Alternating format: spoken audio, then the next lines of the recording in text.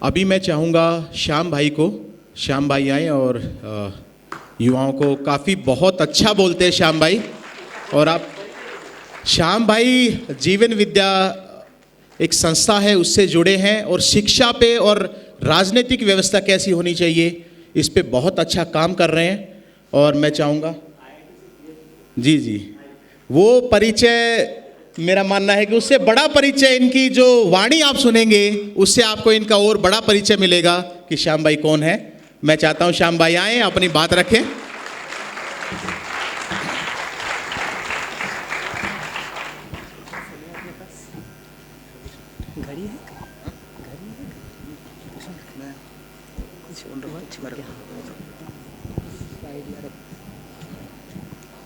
आप सभी को मेरा नमस्ते।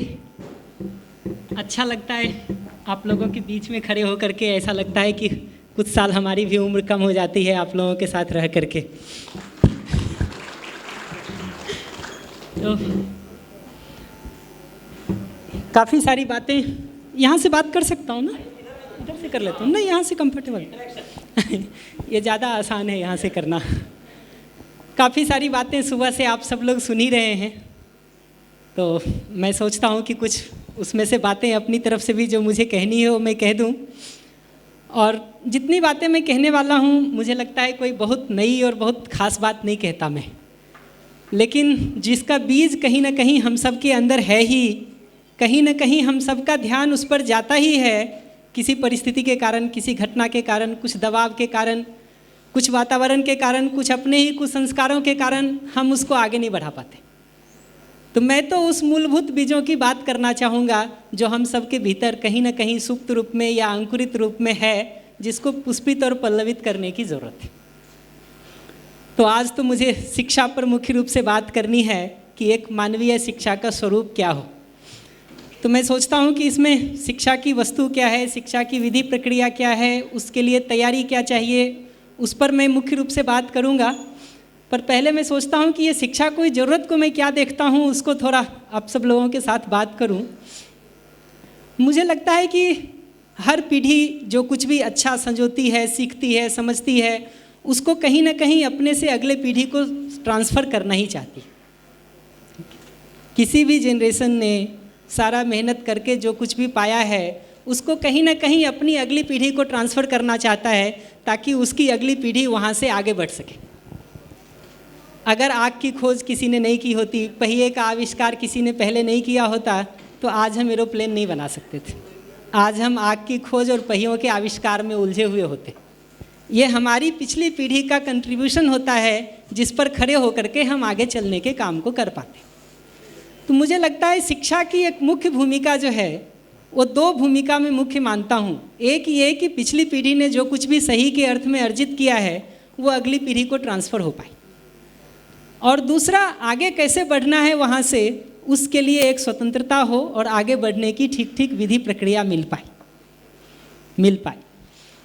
तो शिक्षा को जब देखता हूँ मैं, और आज के दिन की शिक्षा को लेकर के आदरणीय पवन जी ने भी बहुत सारी बातें कही, बाकी लोगों ने भी बहुत सारी बातें कही, तो बार बार जब इस शिक्षा को देखते हैं हर आदमी इसकी ज़रूरत को महसूस भी करता है। लेकिन अगर आज के इस तथाकथित पढ़े लिखे शिक्षित वर्ग को देखें तो समस्याएं वहाँ भी कोई कम नहीं है, ठीक है। बल्कि कई मामलों में जो दीदी कह रही हैं कि समस्याओं में उलझा हुआ हमारा पढ़ा लिखा वर्ग ज़्यादा दिखता है। तो क्या कारण है, कहाँ चूक हो रही है जिसके कारण ये स्थिति बन रही है? तो मैं उसको अगर बहुत संक्षेप में देखूं तो दिखता है कि पिछले 25-50 सालों के इतिहास को अगर आप देखें, लंबा भी देख सकते हैं, बट मैं उतना ही स्पैन ले रहा हूँ जो हम सब लोगों ने देखा है पिछला 20 साल, 25 साल, 50 साल। अगर वो देखेंगे तो हम में से ज़्यादातर लोगों के घरों में सुविधाएं बढ़ी हैं। हमारे मकान कच्चे थे तो पक्के हो गए। हमारे पास अगर साइकिल नहीं होगी तभी मोटरसाइकिल आ गई होगी, कार आ गई होगी। पहनने के कपड़े बढ़ गए होंगे, हमारे जूते चप्पल की क्वालिटी बढ़ गई होगी, हमारे मोबाइल बेहतर हो गए होंगे, हमारी सड़कें पहले से अच्छी हो गई होगी। ये सब दिखता कि नहीं दिखता? दिखता है ना। ये सब के बीच में आदमी अच्छा हो रहा है कि नहीं हो रहा?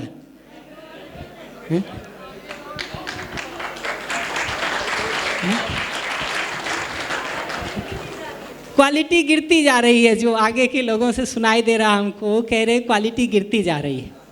ठीक है। तो क्या लगता है, ये सारा विकास आदमी के लिए हो रहा है या आदमी के विकास के लिए आदमी है कि आदमी के लिए विकास है?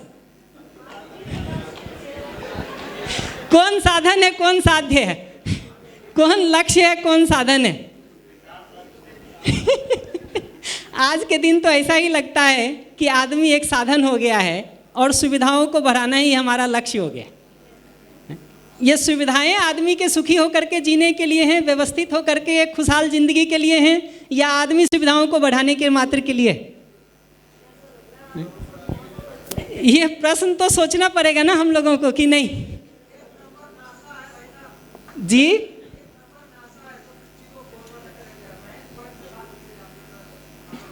जी जी, मैं तो अभी शिक्षा से बात को शुरू कर रहा हूँ।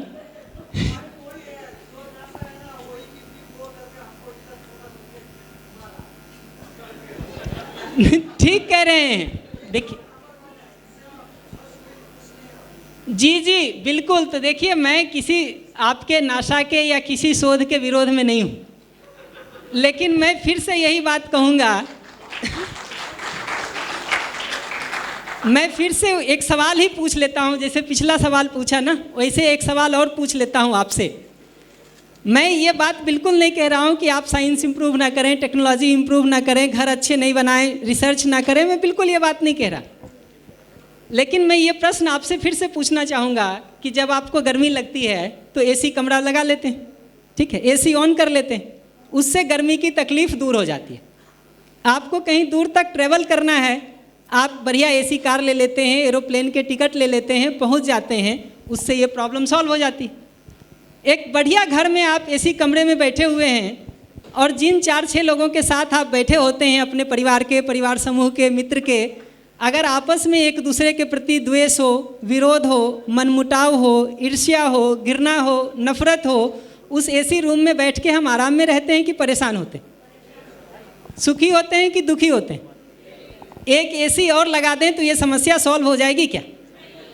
हाँ? 2 एसी लगा दें थोड़ा और बेहतर क्वालिटी के, तो ये प्रॉब्लम सॉल्व हो जाएगी क्या? तो मैं किसी भी तरह से टेक्नोलॉजी के विरोध में नहीं हूँ, सुविधाओं के विरोध में नहीं हूँ, लेकिन सिर्फ सुविधा से ज़िंदगी सफल हो जाएगी ऐसा ना अपने में होते देख पा रहा हूँ, ना आप लोगों में से किसी में उसका प्रमाण मिलता है। तो मेरा कहना तो सिर्फ इतना ही है कि ये जो हम सोचते हैं कि सिर्फ सुविधा से ज़िंदगी सफल हो जाएगी, ये होता हुआ तो नहीं दिख रहा। और उसका एक सामान्य उदाहरण मैं दे रहा हूँ कि घरों में अगर संबंध की समस्या है, हमारी पति पत्नी के बीच, बाप बेटे के बीच, भाई बहन के बीच, समाज में अगर समस्या है जाति को लेकर के, धर्म को लेकर के, संप्रदाय को लेकर के, क्या तकनीकी से हम उसको सॉल्व कर देंगे? अगर आदमी नहीं बदलेगा, आप समाज की समस्याओं की लिस्ट बना लो आज के दिन। मैं सबको ये होमवर्क भी देता रहता हूँ, जिन इंजीनियरिंग कॉलेजेस में भी आज के दिन हम काम कर रहे हैं, मैं सबको ये होमवर्क देता हूँ। और ये प्रश्न मुझसे ही पूछा गया था किसी समय कि आईआईटी कानपुर से केमिकल इंजीनियरिंग करने के बाद तुम केमिकल इंजीनियरिंग में कोई कंट्रीब्यूशन नहीं कर रहे हो, तो ये अन्याय नहीं है क्या समाज के साथ? ठीक है। ये एक सामान्य प्रश्न है जो हर बार आता रहता मुझे। ठीक, तो ये बात मुझे बार बार मैं सबसे कहता हूँ कि समाज आज के दिन जिन समस्याओं से जूझ रहा है, आप कभी उनकी एक लिस्ट बना करके देखिए। ठीक, जो भी आपको लगता हो कि आज के दिन समाज की ये 10 प्रमुख समस्याएं हैं जिसको मैं समाप्त करना चाहता हूँ, उसकी एक लिस्ट बना के देखिए। ठीक, जो भी आपको समझ में आता हो, चोरी, डकैती, हत्या, बलात्कार, भ्रष्टाचार, व्यवस्था परिवर्तन में लोग ठीक नहीं कर रहे, ये जितना, पानी प्रदूषण, जल प्रदूषण, जितना आपको लिस्ट बनाना हो बनाइए और रुक करके एक बार ये देखिए कि उसमें से कितनी समस्याएं टेक्नोलॉजी से सॉल्व होगी और कितनी समस्याओं के लिए कहीं ना कहीं आदमी की मानसिकता को बदलने की ज़रूरत है, आदमी के सोचने विचारने, जीने के शैली को बदलने की ज़रूरत है।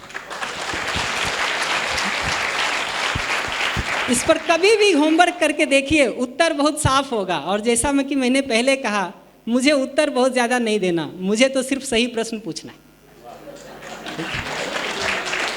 और मैं एक शिक्षक की भूमिका वही मानता हूँ, उत्तर देना महत्वपूर्ण नहीं है, महत्वपूर्ण उस सही सवाल को पूछ पाना है जहाँ से वो खोज की दृष्टि शुरू हो जाए और सत्य को आप देख सकें। तो तो आप हमारी बात मान लें, ऐसा कोई लक्ष्य नहीं है मेरा, लेकिन एक सोचने की, एक विचारने की एक प्रक्रिया आपके अंदर शुरू हो जाए, मैं मानता हूँ मेरा काम सफल हो गया। तो मेरा रोल तो इतना ही है, इतने समय में देखेंगे तो जहाँ से हमने बात को शुरू करी कि मैं मानता हूँ और देख पाता हूँ जितना समाज को, उससे ये समझ में आता है कि शिक्षा के लक्ष्य को अगर देखेंगे तो मनुष्य का विकास उसका एक मुख्य हिस्सा होने की ज़रूरत है। इवन आज के दिन जो ऐसी भी समस्याएं हैं, आप आज के दिन हवा की समस्या की, पानी की क्राइसिस की, ऐसी बहुत सारी समस्याओं की हम बात करते रहते हैं।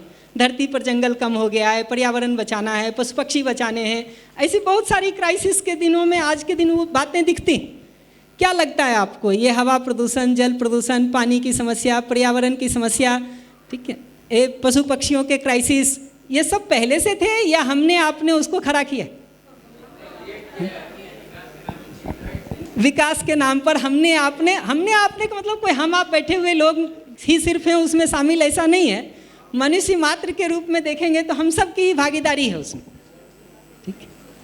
तो आज के दिन जो समस्याएं प्रकृति में भी दिख रही हैं, पर्यावरण में भी दिख रही हैं, उसके लिए आदमी जिम्मेदार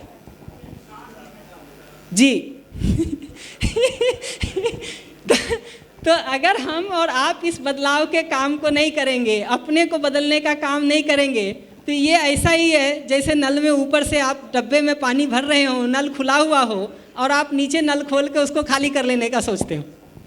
ऊपर से अगर नल में पानी नल से लगातार गिर रहा है किसी डब्बे में, आप नीचे से उसको क्या खाली कर लेंगे जी, वो तो लगातार भर रहा है। तो अगर हम आप उस बदलाव की प्रक्रिया को अपने लिए नहीं शुरू करेंगे, समाज के लिए नहीं शुरू करेंगे, तो बाकी चीज़ें कहाँ बचने वाली हैं जी। सेल्फ ट्रांसफॉर्मेशन एक मुख्य मुद्दा है। तो शिक्षा के अगर किसी एक लक्ष्य को देखने जाए ना, तो मुझे लगता है ये सेल्फ ट्रांसफॉर्मेशन और सोसाइटल ट्रांसफॉर्मेशन के रूप में समझ में आता है। और उसको मैं ट्रेडिशनल भाषा में कहूँ तो आत्म कल्याण और विश्व कल्याण। अल्टीमेटली देखेंगे तो शिक्षा का ये दो गोल समझ में आता है। और थोड़ा बारीकी से देखते हैं ना, तो ऐसा भी नहीं है कि ये दो अलग अलग लक्ष्य हैं, ये उसी एक सिक्के के दो पहलू हैं। जिसको अपनी तरफ से देखते हैं तो आत्म कल्याण नाम होता है, और दूसरी तरफ से देखते हैं, जब संसार की तरफ से देखते हैं तो विश्व कल्याण नाम है। तो ऐसा भी नहीं है कि ये दोनों बहुत अलग अलग बातें, ये दोनों ही एक जुड़ा हुआ मसला है। हम आत्म कल्याण के लिए काम करते हैं तो विश्व कल्याण जुड़ता ही है, विश्व कल्याण के लिए काम करते हैं तो आत्म कल्याण उसमें समाया रहता ही है। जो बात थोड़ी देर पहले अक्षय जी भी जिस पर ध्यान दिला रहे थे, उसको अगर मैं अपनी भाषा में कहूँ तो ये लगता है कि सर्वशुभ में अपना शुभ जो है वो समाया हुआ रहता ही है।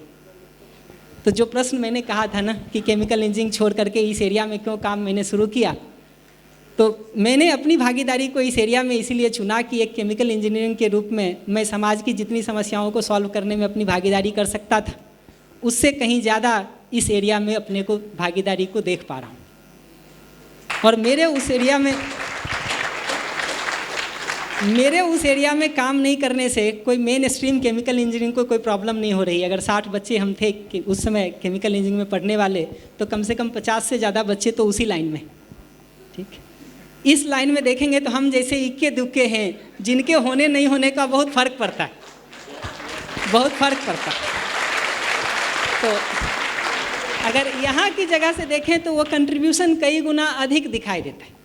तो मेरे चुनने का कारण तो ये रहा, तो मैं किसी टेक्नोलॉजी के विरोध में नहीं होनी चाहिए, but at the cost of what, ये प्रश्न तो पूछना ही पड़ेगा ना, किस कीमत पर हम करेंगे उसको, या वही सब कुछ है या उससे अन्यथा भी किसी और चीज़ की ज़रूरत है। बड़े भाई साहब ने नासा की और धरती के गोल होने की बहुत बात करी। आप भारतीय इतिहास को पलट के देखेंगे ना, हजारों साल पहले भी लोगों को पता था कि धरती गोल है, ठीक है? और सिर्फ इतना ही नहीं कि गोल है, अगर आप ब्रह्मांड शब्द को देखेंगे ना, जो हम यूनिवर्स के लिए प्रयोग करते, तो ऐसा भी नहीं कि वो गोल है, वो प्रिसाइजली अंडाकार है, ये भी पता है, क्योंकि ब्रह्मांड शब्द में ही वो बात छुपी हुई है, अंडाकार होना उसका। जी ठीक कह रहे हैं जी। तो शिक्षा के इस लक्ष्य की दृष्टि से देखते हैं ना जब, कि शिक्षा की वस्तु क्या होनी चाहिए, तो ये समझ में आता है कि एक गोल जिस पर भाई साहब बार बार बात कर रहे हैं, वो गोल ये है कि सुविधा की ज़रूरत होनी चाहिए।